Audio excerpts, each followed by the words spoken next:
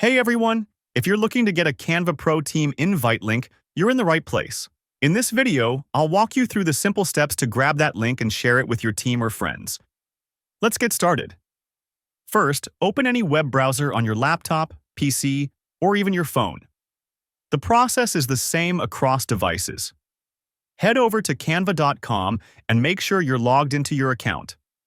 Once you're logged in, look for your profile picture in the top right corner of the screen.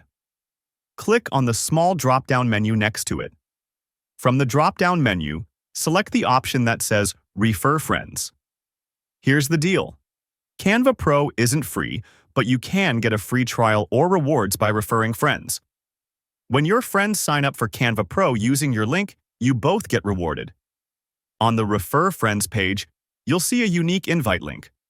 Simply click the Copy Link button, and you're all set. Now, share this link with your friends, team members, or anyone you want to invite to your Canva Pro team. Once they join, you'll both enjoy the benefits of Canva Pro.